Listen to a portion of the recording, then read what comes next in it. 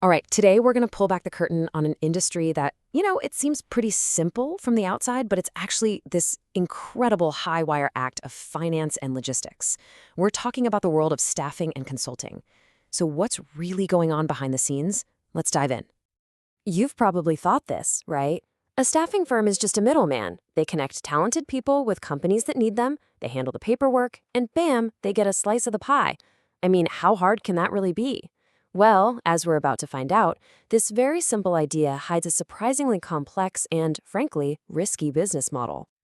And here it is. This is the core problem, right at the heart of the entire staffing industry. These firms have to pay their people every single week, like clockwork, no exceptions. But the money coming in from their clients, that can take anywhere from 30 to a staggering 90 days to actually hit their bank account.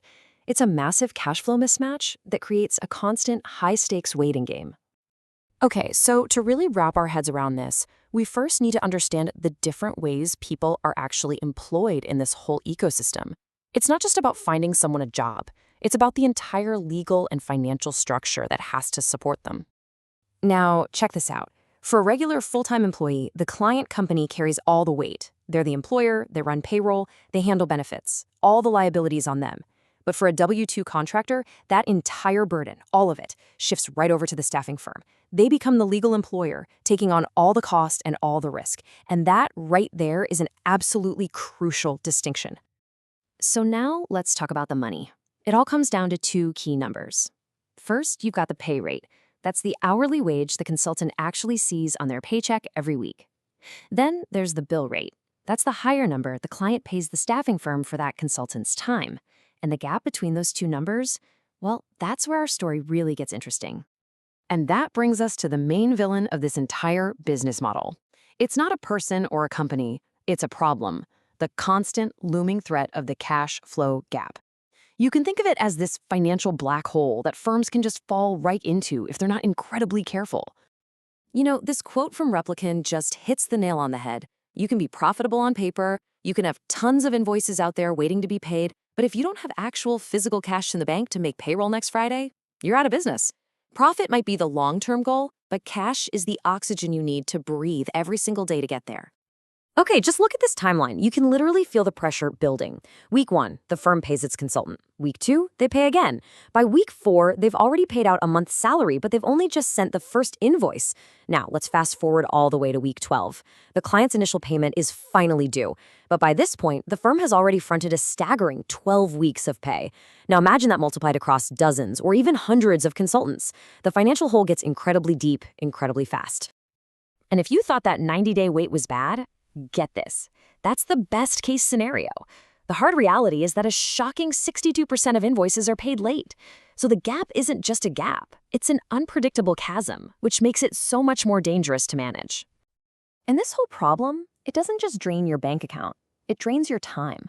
On average, businesses are wasting 14 hours every single week just chasing down money they're already owed. That's almost 2 full workdays every week lost to playing collector, instead of focusing on growing the business.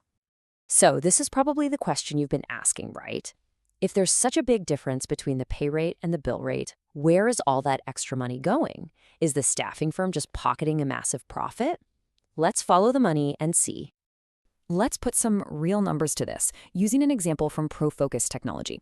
So a really talented IT consultant might be earning a solid $65 an hour. Great pay, but the client is getting a bill for somewhere between $90 and $115 an hour. So where is that extra $25 to $50 difference actually going? Okay, so let's slice up that bill rate pie. The consultant's pay is, of course, the biggest piece. No surprise there. Then a huge slice, about 15%, gets taken out for things like payroll taxes and benefits. Another chunk disappears to cover overhead. That's the recruiters, the office rent, the software. Then there's a really critical piece set aside to cover financing costs and the very real risk of a client just not paying at all. So after all of those costs are covered, what's actually left for the firm itself? What's left is a tiny net margin of only about 5%. To put that into perspective, industries like banking or software companies, they often enjoy net margins up around 24%. So the takeaway here is huge. Despite those big-looking bill rates, staffing is actually a very low-margin, high-risk business. Okay, so with razor-thin margins and this monster of a cash flow gap, how on earth do these firms survive, let alone grow? Well, they do it with a really powerful toolkit of strategies designed to build a bridge across that financial gap. Survival really boils down to mastering three key areas. First, you got to get your own house in order with operational fixes like perfect on-time invoicing. Second, you use clever financial tools to get cash exactly when you need it most. And third, you build strong relationships and even stronger contracts with your clients to make sure everyone's on the same page from day one. One of the most powerful financial tools in their arsenal is something called invoice factoring. It's pretty clever.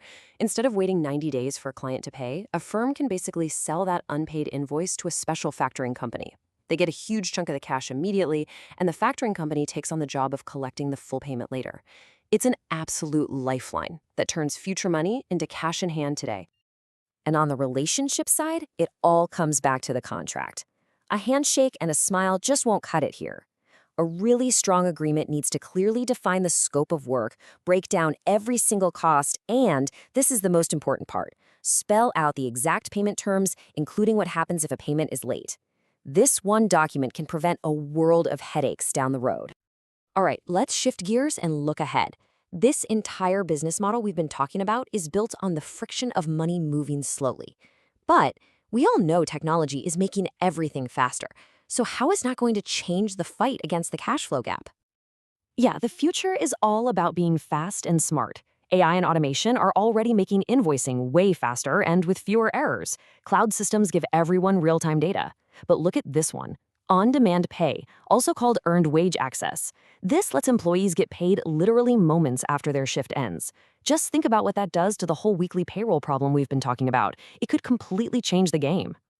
And that really brings us to our big final question. A staffing firm's core value has always been linked to its ability to bridge that financial gap, to pay people weekly even when they get paid monthly. But as technology makes money move instantly, will the fundamental role of that middleman even be necessary? It's a question that could totally reshape an entire industry.